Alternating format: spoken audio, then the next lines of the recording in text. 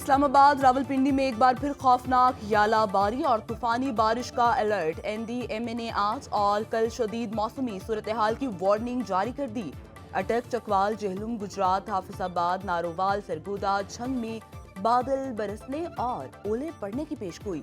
لاہور، فیصل آباد، شیخوپورہ، ساہیوال، خوشاب، میاں والی میں بھی موسلادھار بارش، یالہ باری اور آندھی کا امکان۔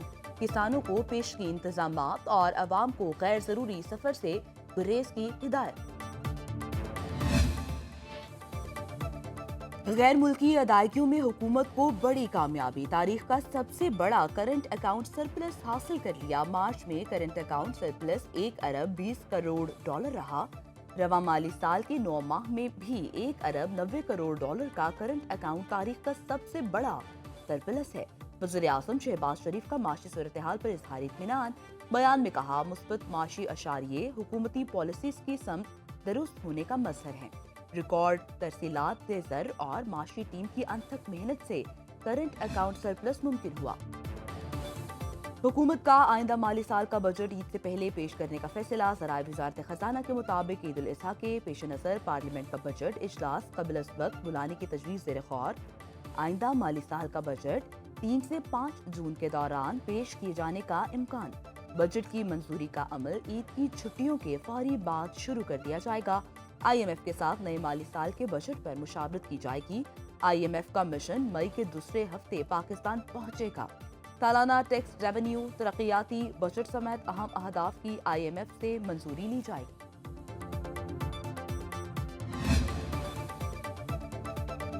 جسٹس عقیل عباسی اور جسٹس علی باقر نجوی کو آئینی بینچ میں شامل کرنے کی منظوری۔ چیف جسٹس یحییٰ آفریدی کی زیر صدارت جوڈیشل کمیشن کا اجلاس ہوا۔ ذرائع کے مطابق جسٹس عقیل عباسی کے نام کی منظوری 8 ووٹوں کی اکثریت سے ہوئی۔ جسٹس علی باقر نجوی کو 7 ووٹ ملے۔ چیف جسٹس نے جسٹس علی باقر نجوی کے لیے ووٹنگ کے عمل میں حصہ نہیں لیا۔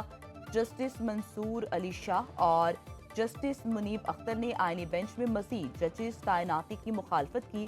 بیرسٹر علی ظفر اور بیرسٹر گوہر نے بھی مخالفت کرتے ہوئے رولز بنانے پر زور دیا۔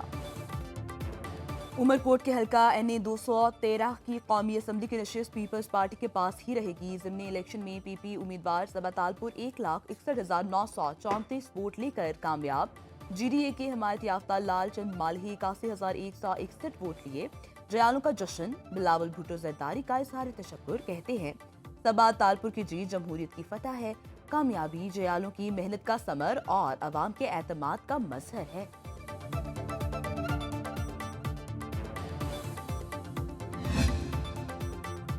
وزیر اعظم شہباز شریف سے ہنگری کے وزیر خارجہ پیٹر سیجارتو کی ملاقات۔ تجارت، سرمایہ کاری اور توانائی سمیت مختلف شعبوں میں تعلقات مضبوط بنانے کا اعادہ۔ ہنگری کے وزیر خارجہ نائب وزیر اعظم اسحاق ڈار سے بھی ملے۔ ثقافت، آرکیالوجی اور سفارتی پاسپورٹس پر ویزا استثناء کے حوالے سے تعاون کی 3 یادداشتوں پر دستخط۔ جی ایس پی پلس پر تعاون کی بھی یقین دہانی۔ ہنگری کے وزیر خارجہ کا کہنا ہے پاکستان کے 400 طلباء کو اسکالرشپ دیے جائیں گے۔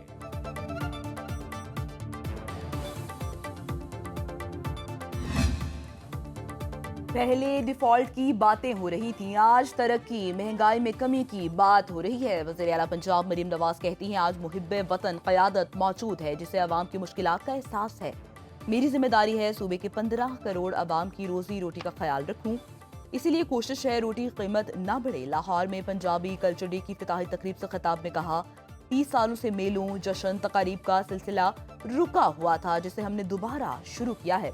دنیا میں بھنگڑے کا کوئی متبادل نہیں، انگریزی ضرور سیکھیں لیکن پنجابی زبان پر فخر ہونا چاہیے۔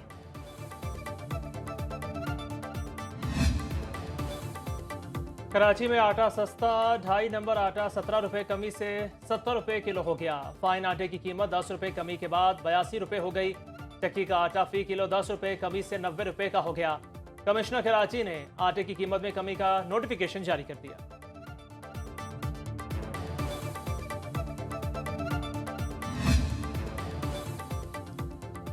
کراچی میں ایک بار پھر ٹارگٹ کلنگ، اورنگی ٹاؤن میں یو سی چیئرمین عامر بھٹو قتل۔ پولیس حکام کے مطابق موٹر سائیکل سوار حملہ آوروں نے گلشن ضیاء میں فائرنگ کی۔ بلاول بھٹو کی عامر بھاشوانی کے قتل کی مذمت، کہتے ہیں سوگوار خان کے غم میں برابر کے شریک ہیں، مجرموں کو کیفر کردار تک پہنچایا جائے گا۔ وزیر بلدیات سعید غنی کا کہنا ہے ایک بار پھر شہر کے امن کو سوچی سمجھی سازش کے تحت خراب کیا جا رہا ہے، جو ہم کسی صورت کامیاب نہیں ہونے دیں گے۔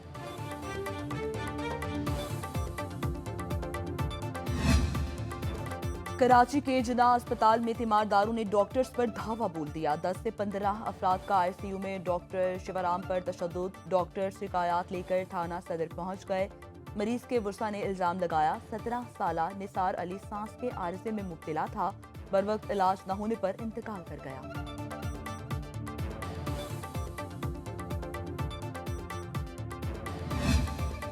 امریکی جامعات میں فائرنگ کے واقعات نہ رک سکے۔ ریاست فلوریڈا کی یونیورسٹی میں 20 سالہ نوجوان کی فائرنگ سے 2 افراد ہلاک، 6 زخمی ہو گئے۔ فائرنگ کے تبادلے میں حملاور بھی مارا گیا۔ ملزم یونیورسٹی کا طالب علم اور پولیس اہلکار کا بیٹا تھا۔ کیمپس میں 42,000 سے زائد طلباء زیر تعلیم ہیں۔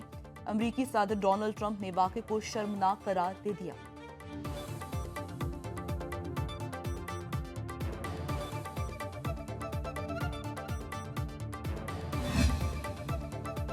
یوکرین کے خلاف جنگ میں چین روس کی مدد کر رہا ہے۔ امریکہ اور یوکرین کے چین پر سنگین الزامات۔ یوکرینی صدر زیلنسکی کہتے ہیں ٹھوس شواہد موجود ہیں، چین روس کو جنگی سامان فراہم کر رہا ہے۔ چینی نمائندے روس میں ہتھیاروں کی تیاری میں مصروف ہے۔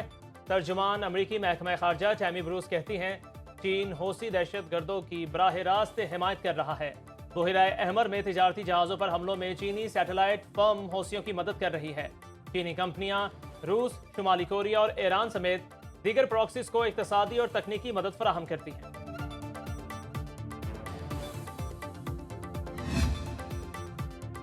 اطالوی وزیر اعظم کی وائٹ ہاؤس میں امریکی صدر سے ملاقات، ٹیرف سمیت 2 طرفہ تعاون کو مزید فروغ دینے پر تبادلہ خیال۔ جارجیا میلونی کا کہنا ہے ٹرمپ سے بات چیت مثبت رہی، امید ہے ٹیرف پر معاہدہ ہو جائے گا۔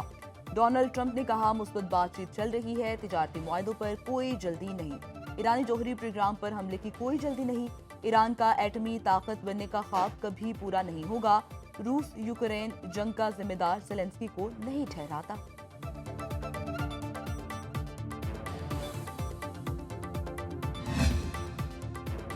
سعودی عرب اور ایران کا اعلیٰ سطح پر ایک اور رابطہ۔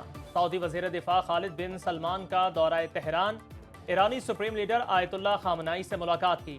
ولی عہد محمد بن سلمان کا خط بھی پہنچایا۔ سعودی وزیر دفاع نے ایران کے وزیر خارجہ عباس اراغچی اور ایرانی فوج کے سربراہ سے بھی ملاقاتیں کی۔ غزہ کی صورتحال سمیت مشرق وسطی میں پائیدار امن پر بات چیت ہوئی۔